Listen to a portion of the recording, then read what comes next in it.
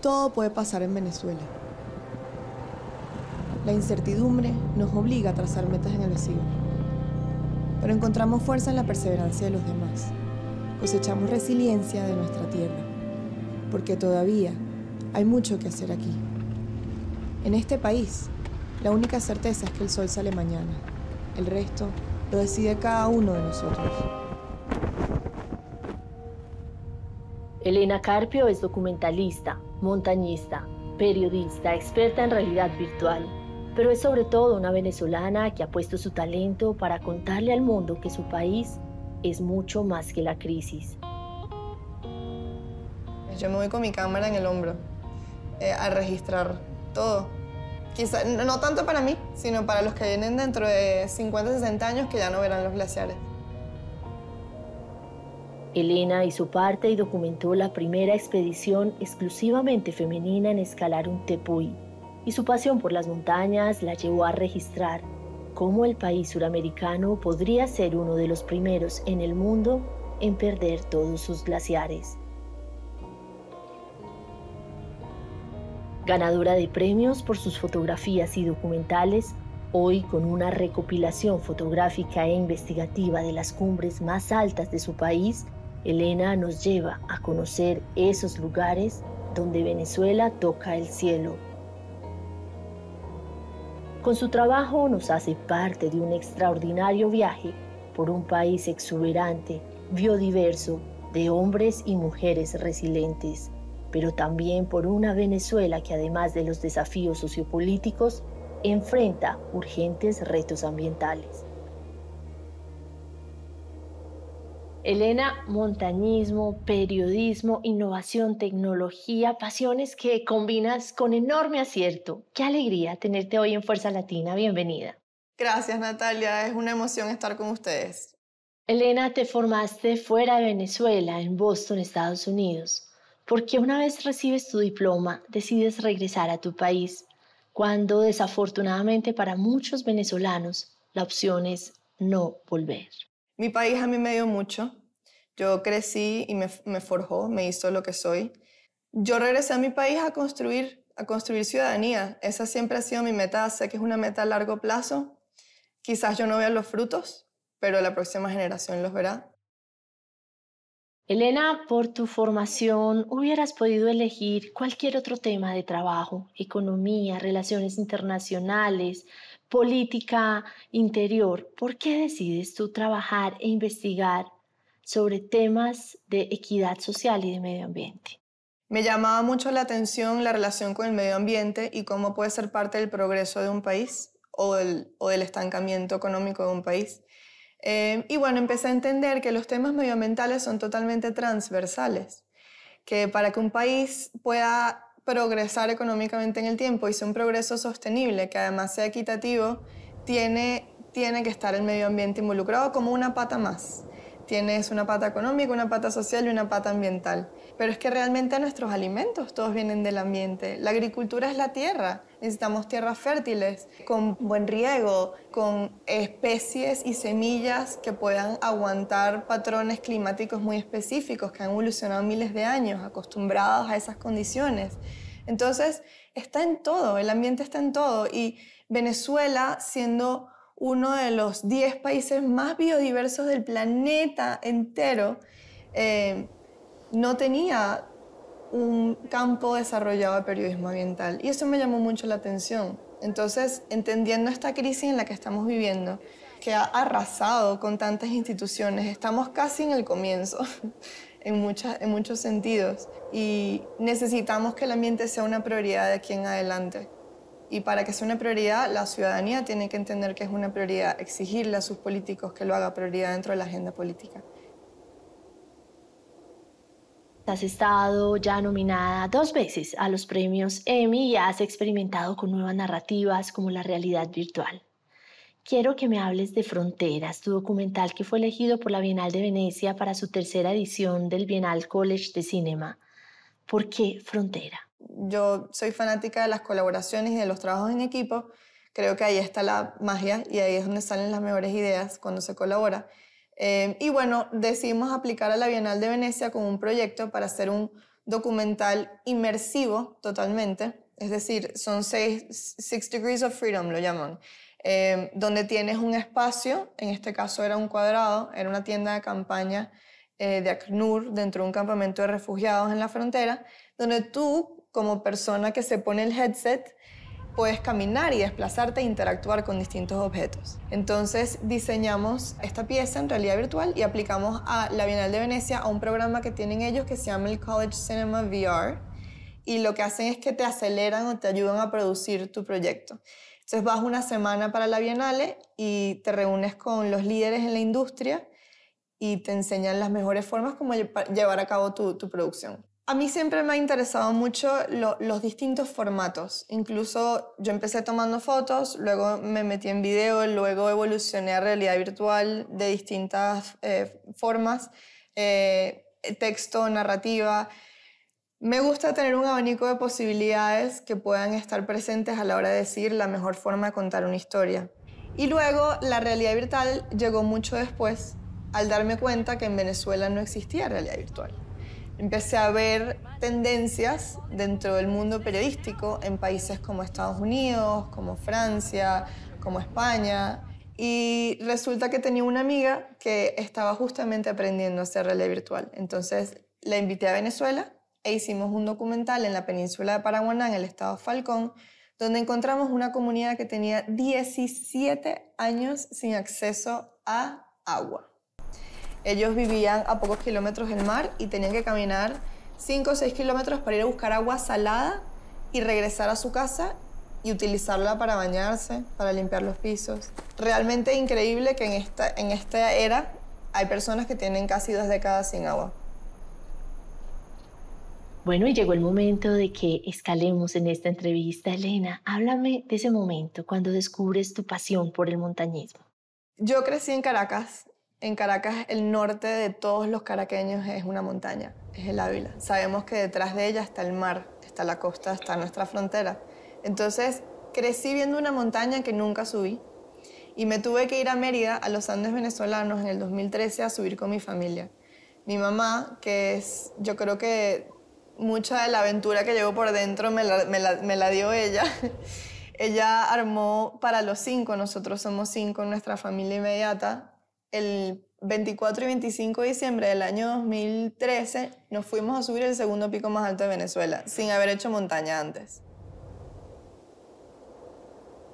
Mi hermano y mi papá no pudieron más de 2 días y llegamos las 3 mujeres de la familia a la cumbre. ¡Qué lindo! Sí. ¡Uy! Es una experiencia. Una experiencia. Y a partir de ese momento me gustó mucho la montaña. Además de eso, bueno, desde el comienzo de las civilizaciones humanas, los sumerios, por ejemplo, que estaban en Mesopotamia, construían estas pirámides que les decían zigurats, que lo que trataban era de replicar montañas. Y estas eran las pirámides que ellos le dedicaban a los dioses. Era la forma de esta civilización humana de acercarse al cielo. Y realmente son mis iglesias. Yo voy para allá como a estar en silencio, a escuchar, a pensar y a acercarme a las cosas más importantes, creo. Has subido las cumbres más importantes de Venezuela y un día decides volver al pico Humboldt de la Sierra Nevada de Mérida. De esa subida sale una investigación importante que se llama El último glaciar de Venezuela. ¿Qué aprendiste de esa experiencia? Bueno, yo la primera vez que hice montaña fue el Humboldt y caminé sobre ese glaciar, me puse los crampones, que son estas herramientas que te ayudan a tener tracción en el hielo, usamos piolet, casi me resbalo, fue muy complejo, fue toda una aventura y yo en ese entonces era una niña, tenía que 19, 18 años. Regreso en el 2018, 5 o 6 años después, y partes que recordaba haber caminado encima del hielo ya no existían. Y es que cuando fui la primera vez yo no sabía que era el cambio climático y el glaciar se había reducido en un 30% desde la última vez que fui. Hoy fue el primer día de conseguir puntos por GPS, de explorar potenciales puntos de anclaje para las cámaras. Fue importante enseñarle al país que existían glaciares, porque la mayoría de los venezolanos no saben ni siquiera que hay glaciares en Venezuela. Conocen las playas, los médanos desérticos, conocen los tepuyes, las cascadas, pero no saben que aquí hay hielo todo el año. Porque claro, estamos en el trópico. Entonces, fue una aventura porque además, claro, yo empiezo a investigar, me doy cuenta que no hay mucha información. Metida en los microfilms, buscando artículos de los 50, veo un nombre que me parece conocido sobre un artículo de que hubo un campeonato de esquí en el glaciar en el Pico Espejo en Venezuela. Que en teoría sí era el campeonato de esquí más alto del planeta, porque estas montañas miden casi 5.000 metros. Entonces la gente estaba esquiando a casi 5.000 metros. Estoy revisando, veo un apellido que me parece conocido, decía Miguel Carpio. Y yo digo, ese es mi apellido. Y mi abuelo tenía ese nombre, yo nunca lo conocí, pero mi abuelo se llama así. Resulta que durante la investigación descubrí, dentro de los archivos, que mi abuelo, que siempre ha sido una figura muy importante en nuestra familia, aunque ha sido una sombra porque murió hace muchos años y es muy doloroso recordarlo, había sido el único venezolano que participó en los únicos 2 campeonatos de esquí que hubo en Venezuela en la historia y que habrán, porque ya no van a haber glaciares. Y entendí que al final los glaciares son navíos que nos transportan de una generación a la otra, porque los científicos van a los glaciares a perforarlos, a sacar núcleos de hielo, y cuando investigan la composición dentro de las burbujitas, pueden saber cómo fue la atmósfera hace 5.000 años. Entonces, los glaciares nos transportan desde hace 5.000 años al presente, nos explican cómo era el planeta. Elena, ¿es cierto que Venezuela puede ser el primer país del mundo en perder todos sus glaciales? Correcto. Estamos en competencia con algunos otros, según el Sistema de Monitoreo Global de Glaciares, que es una institución que queda en Suiza. Papúa Nueva Guinea está allí también compitiendo, Grecia está compitiendo también, Uganda está compitiendo también, pero estamos entre los primeros países en la era moderna que va a perder todos sus glaciares. Pero cuando hablamos de la región y de los Andes, los glaciares son fuente principal de agua, no solamente para tomar y para la alimentación, sino para la agricultura, para la generación hidroeléctrica de electricidad, para la ganadería, para millones de personas. Y en los últimos 30 años han desaparecido casi el 50% de los glaciares andinos. Entonces, yo estoy pensando que quizás mi generación va a ser la última generación que vea glaciares en su región. Ay, qué tristeza. Pero es que, Elena, eres una mujer con muchísimas capas. Uno va recorriendo tu trabajo y las va descubriendo. Tienes una investigación maravillosa que se llama ¿Dónde hay fuego en Venezuela? Háblame de ese trabajo. ¿Cómo fue hacer esa investigación? Viniendo de la fotografía, fue una progresión natural llegar a las imágenes satelitales. Además, por alguna razón extraña, a mí me interesa mucho el tema de las escalas.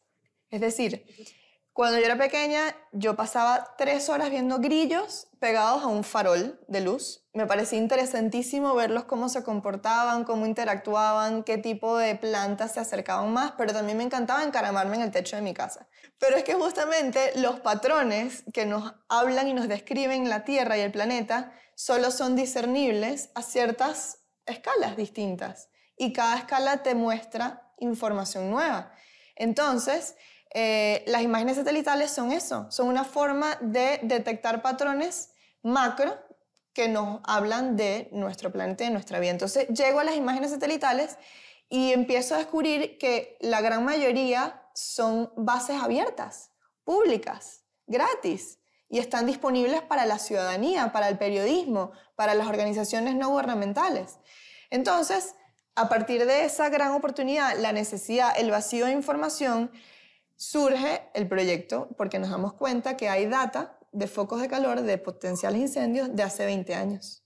O sea, todos los días, 24 horas prácticamente, se está recogiendo data de incendios en Venezuela y en el planeta entero desde hace 20 años por 2 satélites de la NASA.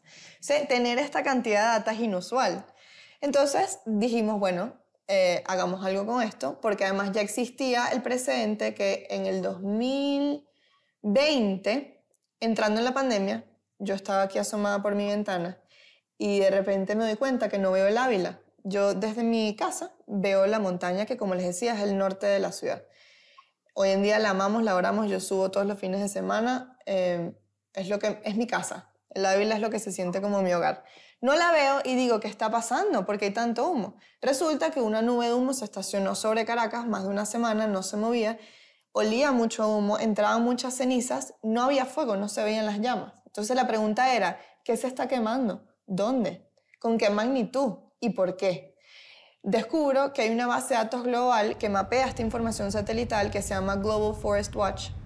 Empiezo a estudiar de dónde está alimentando la data, cómo viene, en qué formato, me meto, la busco, me doy cuenta que es una base de datos libre, aprendo a utilizar las herramientas para interpretar la data y analizarla, y al final terminamos logrando analizar 20 años de incendios en todas las áreas protegidas naturales de Venezuela. La conclusión también es difícil de digerir. En Venezuela en el 2020 fue el país de la región amazónica con más densidad de incendios. Correcto, fue muy inesperado porque además la cobertura suele concentrarse en Brasil, que es el hogar de la mayor parte del bosque amazónico. Pero entender y comprender y tener la evidencia que el país con más incendios por superficie era el mío, fue un shock total, no me lo esperaba. ¿Cuántas especies se sacrifican? ¿Cuántos bosques se sacrifican? ¿Cuántos pulmones de aire se afectan? Claro, claro, y la gente...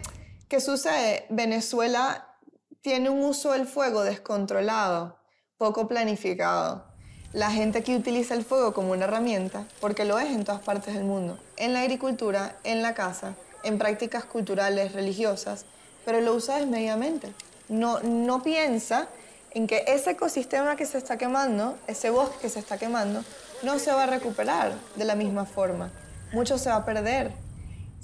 Puede causar infartos. El humo de incendio se ha comprobado en lugares como California, que hay muchos incendios, que afectan el sistema inmune de los niños, que afectan el sistema cardiovascular, va más allá de los pulmones y el asma.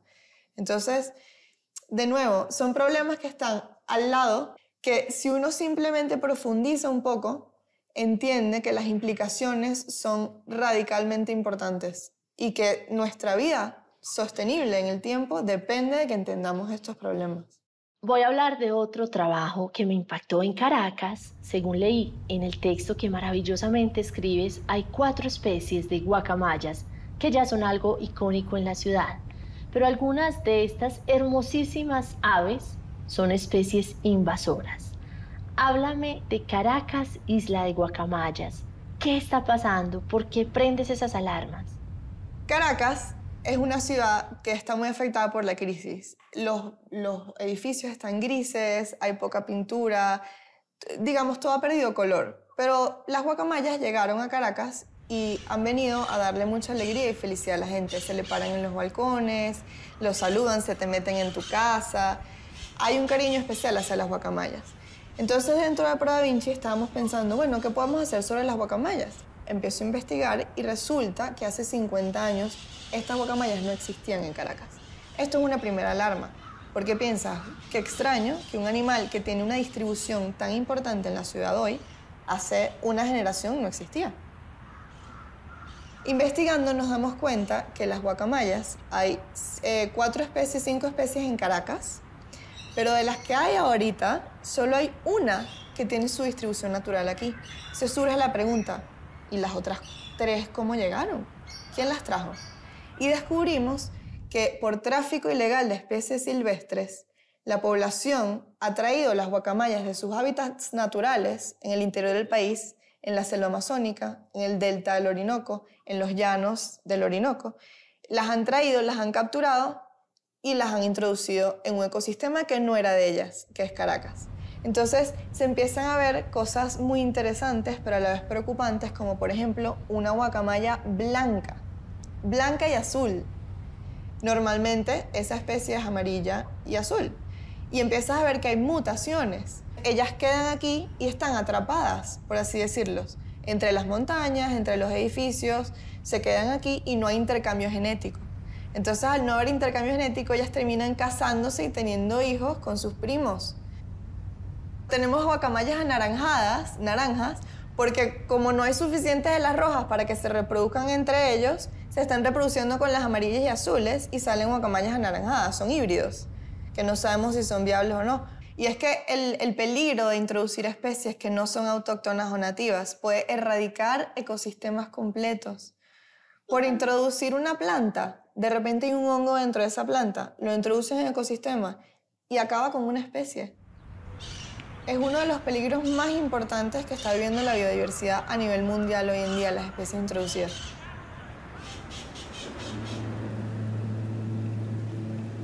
Verdaderamente el ser humano, sin género que lo diferencie, es una máquina. Una máquina súper poderosa, y aunque hagamos de repente 150 metros y regresemos súper victoriosas, van a decir, ay, pero escalaron un tepuicito. Exacto. Sí. Que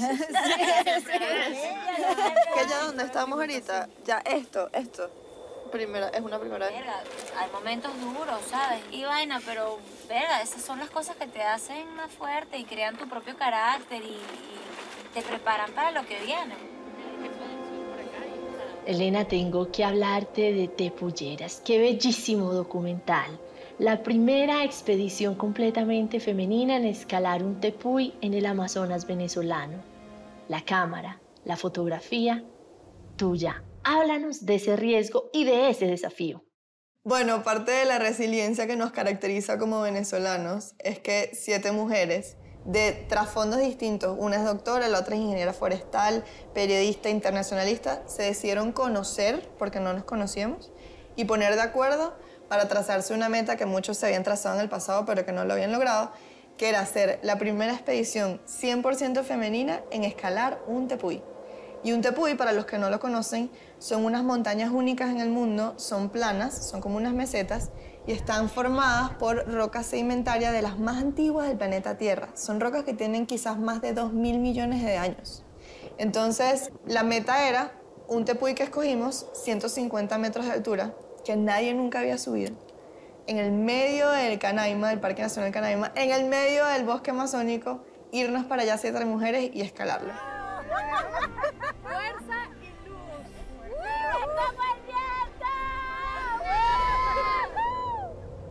Elena, tú no dejas de sorprender. Dime en qué estás trabajando. Cuéntanos de tus proyectos futuros.